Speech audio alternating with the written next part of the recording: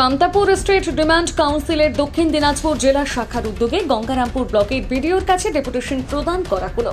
শুক্রবার দুপুরে কড়া পুলিশের নিরাপত্তার মাঝে ডেপুটেশন প্রদান করা হয়।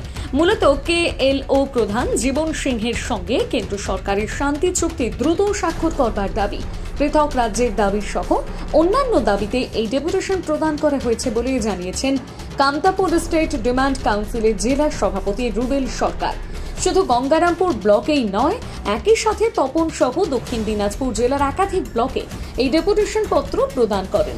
এই বিষয়ে কামতাপুর স্টেট ডিমান্ড কাউন্সিলের জেলার সভাপতি রুবেল সরকার বলেন,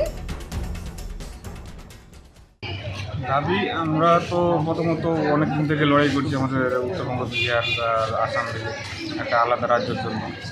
তো সেখান থেকে আমাদের KLO চিফ জীবন সিং, DL ঘোষ তারা অন্য ইয়েতে ছিলেন, তাদেরকে কেন্দ্র সরকার শান্তি চুক্তির মাধ্যমে তাদেরকে ডেকে নিয়ে আসে। ডেকে নিয়ে আসার পর দীর্ঘ 3 বছর যাবৎ শান্তি চুক্তি আলোচনা চলে, কিন্তু আলোচনা চলাকালীন কিন্তু সেই চুক্তিটি স্বাক্ষরিত হয় না।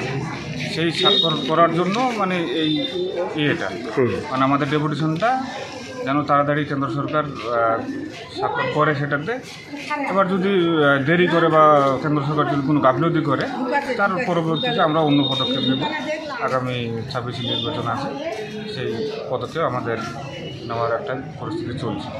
দক্ষিণ দিনাজপুর জেলা আছে, কোথায় কোথায় আপনারা দিলেন?